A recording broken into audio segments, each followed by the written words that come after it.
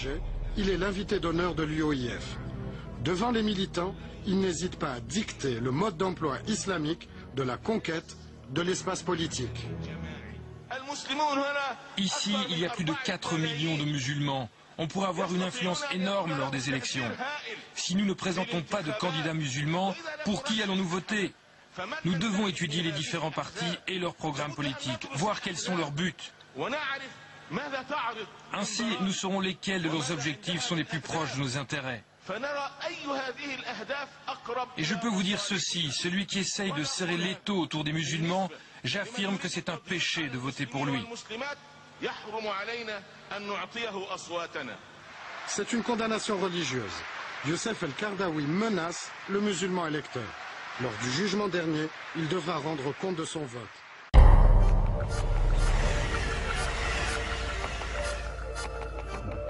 Notre voyage commence à Lille. Il y a maintenant 7 ans, Martine Aubry, maire de la ville, autorise la création d'un créneau exclusivement réservé aux femmes dans une piscine publique. Et c'est Denise Cacheux qui lui a soufflé l'idée. C'est la présidente d'honneur du centre social qui gère cette mesure. On a négocié avec la mairie de Lille. Bon, Martine était un peu ouverte. Bon, elle ne voulait pas un truc communautariste, mais femme, oui. Petit infléchissement quand même par rapport à être entre femmes. Mais musulmanes ont demandé à ce que ça soit une maîtresse nageuse. Donc on a négocié avec la mairie une maîtresse nageuse. Deuxième petit infléchissement que je reconnais, c'est une piscine tournesol, c'est une vieille piscine, des hublots à la piscine. Bon.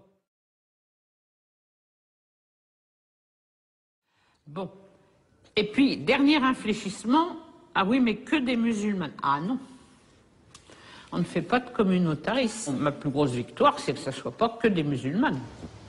Et Martine Aubry, elle vous a soutenu dans cette affaire? Ah, tout à fait. Martine, elle a bien compris la démarche. Elle nous a couverts et aidés. Voilà ce qu'on appelle un accommodement raisonnable.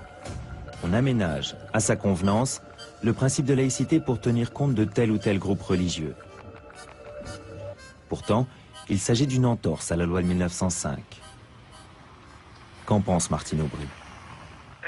Martine Aubry, ça va être impossible. Et puis après, les autres interlocuteurs, il n'y en a pas de pertinent sur le sujet, sur ce sujet-là, quoi.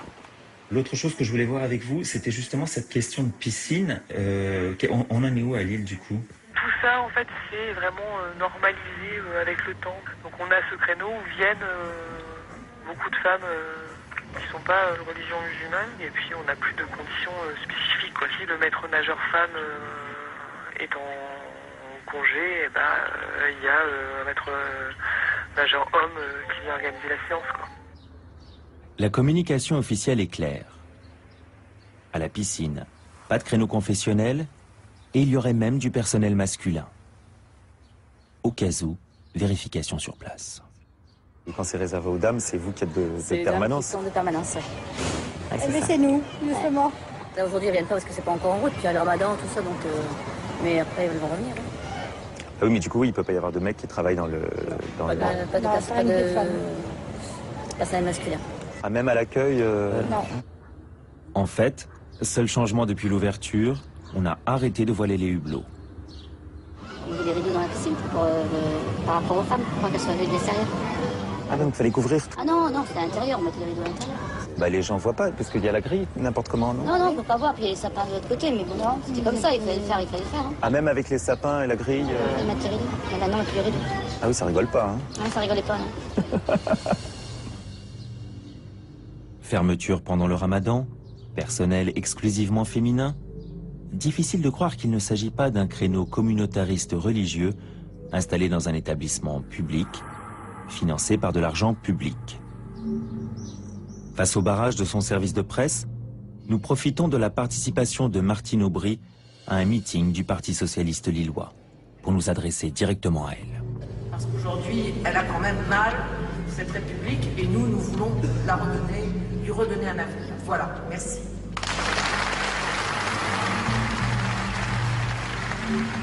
Vous avez 2-3 petites questions sur la laïcité, très vite fait.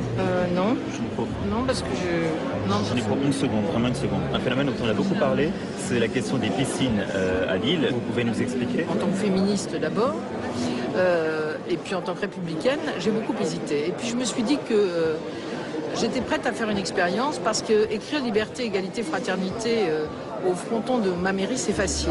La faire vivre, c'est beaucoup plus difficile. Or, quand nous avons ouvert cela, nous avions d'ailleurs fixé une règle, il ne pouvait pas y avoir une majorité de femmes de religion musulmane. Ce n'était pas une ouverture pour les femmes musulmanes, mais pour des femmes qui ne pouvaient pas, pour des raisons diverses, se retrouver à un moment donné avec des hommes. Donc c'est un peu compliqué, mais je crois qu'aujourd'hui, il faut parfois prendre ce genre de risque, même si c'est pas évident, lorsqu'on veut arriver au résultat, c'est-à-dire à l'égalité et à l'émancipation de ces femmes. La seule chose, c'est qu'en ayant été enquêté sur place, on se rend compte que c'est quand même majoritairement des musulmanes qui sont dans ce créneau-là. Non, je vous donnerai les listes. Il était fermé pour cause de Ramadan. Non, le créneau était fermé pour cause de Ramadan. Non, il n'est pas fermé pour cause de Ramadan. C'est ce que nous a dit le personnel. Ça, c'est absolument impossible, c'est fermé, ça n'existe plus. Mais il a encore lieu. Non. Terminé, c'est fini. Là, on vient d'arrêter, ça ne recommencera pas cette année. Donc, ce qui vous a été dit n'est pas la réalité. Peut-être que la piscine était fermée pour cause de Ramadan, mais... Une piscine publique fermée pour cause de Ramadan? Étonnant. Et pour le créneau réservé aux femmes, le centre social affirme n'avoir reçu à ce jour aucune demande de la ville visant à le supprimer. Pensez-vous que quelqu'un puisse venir à bout de l'islam dans ce pays? Même s'il vous expulse, même s'il nous expulse, même si vous quittez ce pays, même si nous quittons ce pays, même s'il vous achève, même s'il nous achève, une chose est sûre, la graine a pris dans la terre. En France, sur plus de 1300 lieux de prière, seuls 200 imams s'abstiennent véritablement de tout discours politique. Tous les autres, comme Amar Lasfar, se servent du sermon hebdomadaire pour propager la ligne de conduite à tenir. Ici, c'est encore celle de Youssef El-Kardaoui, le chef du Conseil européen de la fatwa. Son éminence, Dr Cheikh El-Kardaoui, est un des rares savants qui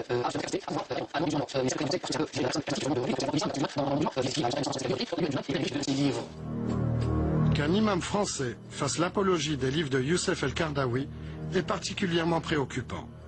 Son principal ouvrage, Le licite et l'illicite, est le livre religieux musulman le plus vendu en Europe après le Coran. C'est le mode d'emploi du parfait islamiste. Dans le cas où il est permis de tuer, le livre cite l'apostat, celui qui renonce à l'islam et le fait savoir. Sur l'homosexualité, les propos reviennent aux temps les plus sombres de l'histoire. Jugez vous-même. La seule question que se pose Youssef El-Kardaoui porte sur la nature de la sentence à appliquer. Est-ce qu'on tue l'actif et le passif? Par quels moyens les tuer? Est-ce avec un sabre ou le feu ou en les jetant du haut d'un mur? Cette sévérité qui semblerait inhumaine n'est qu'un moyen de débarrasser la société islamique de ces êtres nocifs qui conduisent à la perte de l'humanité. Pour 20 €, cette prose est disponible dans toutes les librairies islamiques d'Europe. Les frères musulmans ont toujours évolué entre lutte armée et action politique. Leur logo représente le Coran, 2 sabres et un ordre. Préparez-vous. C'est une organisation issue des frères musulmans égyptiens qui a assassiné le président Anwar el-Sadat au Caire en 1981. Sadat, coupable à leurs yeux d'avoir signé la paix avec Israël. Plus près de nous, Ayman al-Zawahiri, le numéro 2 d'Al-Qaïda, est un ancien frère musulman. C'est l'idéologue du mouvement dirigé par Oussama Ben Laden. Je crois que la Troisième Guerre mondiale est déclarée. C'est une guerre de religion qui peut assassiner ce siècle nos enfants et les enfants de nos enfants et qu'il serait temps de s'en rendre compte. Et qu'il est scandaleux. Je suis d'accord avec tout ce qui a été dit ici, qu'on tolère ça. Ce que dit Jacques Ségala est juste. Je crois qu'on est dans une guerre de religion qui ne veut pas avouer son nom depuis le 11 septembre 2001. Et on le voit aujourd'hui, on parle des mosquées en France. La plupart de ces mosquées sont financées... Attendez, laissez-le parler contre la laïcité. Oui, il y a ça. Mais ces mosquées sont grandement financées par l'Arabie Saoudite. Parce que nous prenons conscience brusquement de cet état de fait il y a un an. Alors, l'un de nous aurait dit le tiers de ce qu'il vient de se dire ici. On aurait dit c'est un lepénisme facho, etc. C'est la façon dont sont traitées les femmes par ces hommes. Je veux dire, interdiction absolue de prendre la pilule. Elles sont obligées d'avoir quelquefois 5-6 enfants, alors qu'elles le souhaitent. On est obligé d'organiser des systèmes secrets pour qu'elles aillent en pharmacie prendre la pilule. Ça, on n'en parle jamais. Je veux dire, la polygamie qui est subie, la façon dont elles peuvent... Les violences. Elles peuvent pas faire de sport. Chez beaucoup de radicaux qui ne sont pas nécessairement des terroristes, il y a cette conviction qu'ils peuvent changer la société française de l'intérieur. Et que pour eux, déclencher des attentats, finalement, irait à l'encontre de leur stratégie, puisque ça entraînerait un phénomène de rejet. Si je fais un parallèle avec les Pays-Bas, nos amis néerlandais, lorsque Theo van Gogh a été assassiné, ont réagi immédiatement parce qu'ils sentaient que leur modèle était menacé. En France, nous avons une longue tradition d'échange et d'amitié avec le Maghreb, donc nous considérons normal par certains côtés d'avoir une population musulmane en France, et puis nous sommes un État laïque, et donc tout attentat pourrait remettre en question ce modèle, et beaucoup de radicaux en France empêchent les terroristes de passer à l'action en disant « nous allons peut-être gagner les élections dans les municipales dans les années à venir, ne nous faites pas d'action terroriste ».